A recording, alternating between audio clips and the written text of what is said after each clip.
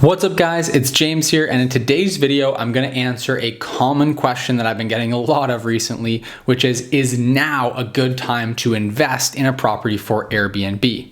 Now, this question typically comes from two different groups of people: the people that are looking to buy properties for Airbnb and the people that are looking to start rental arbitrage with properties for Airbnb. So I want to tackle both scenarios, and I want to talk about, is now a good time to invest in a property for Airbnb?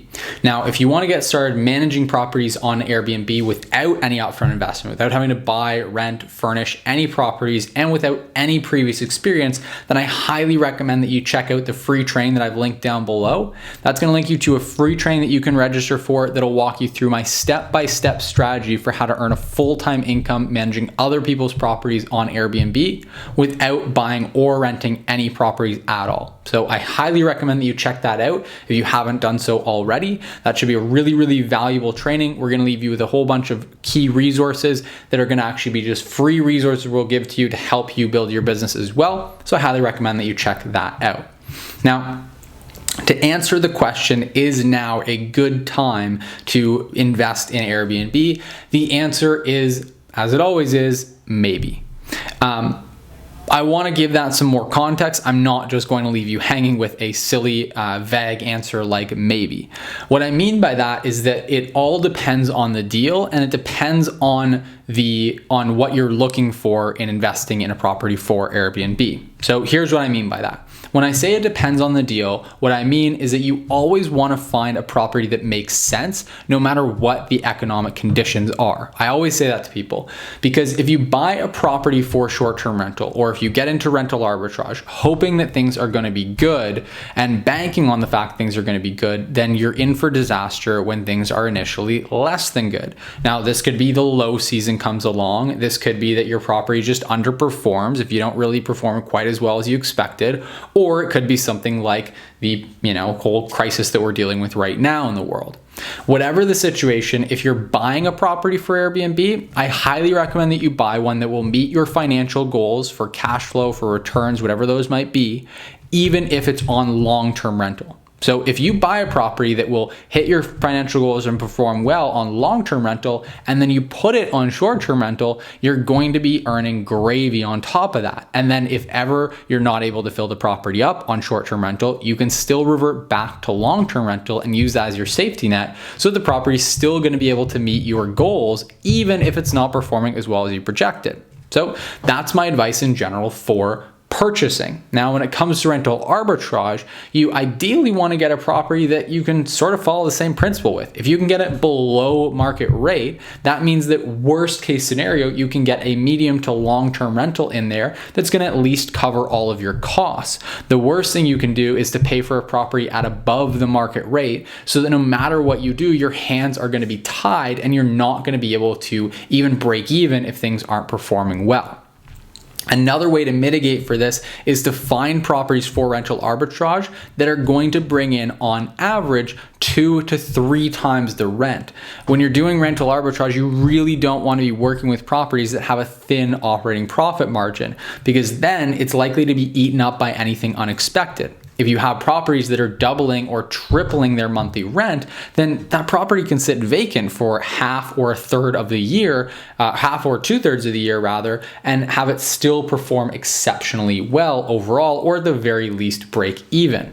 So you have a lot more margin for error and a lot more margin for profit. Now, a lot of people think that these properties are impossible to find, that you can never find a property that'll do 2x or 3x the amount of monthly rent. But in my experience, you actually can. They're just few and far in between. That's why I highly recommend using the management fee model, because it makes more sense than rental arbitrage for 90 to 95% of all listings you're going to come across.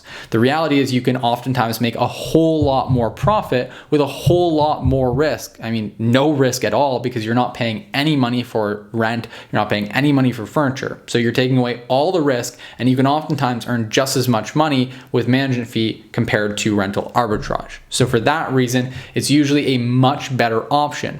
And what you also do by doing that is you're exposing yourself to all kinds of different properties. You can scale the business very quickly and get up to a sizable monthly income with management fee model much more quickly than you can with co-hosting, but you also get this added bonus opportunity of being able to look at and vet a whole bunch of different properties that you're going and seeing.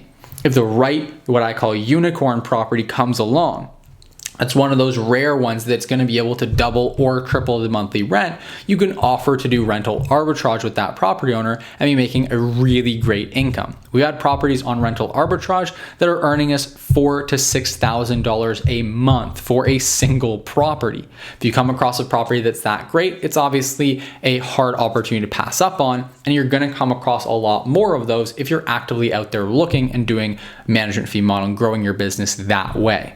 So right now is always a good time if you have the right deal. Now, one thing I'll add to that is that there are typically some better times than others to pick up properties for whether it's management fee model, whether it's rental arbitrage, or whether you're buying the property outright.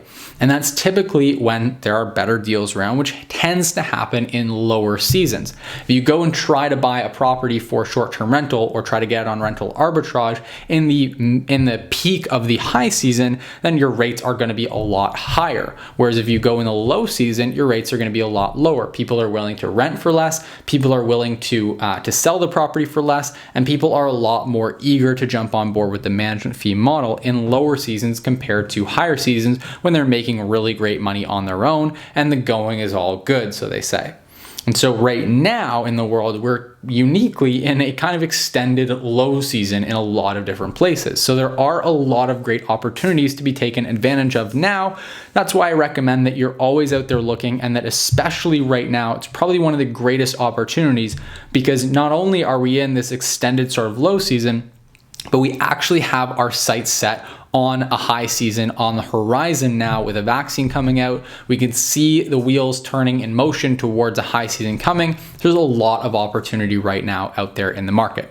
So with that all said, I highly recommend that you get started in one way or another. If you're thinking about it, then take this as a sign that you've been looking for, that now is a great time to get started. It genuinely is a fantastic time to get started right now, whether you're looking at buying, whether you're looking at doing rental arbitrage, or if you're looking at doing the management fee model.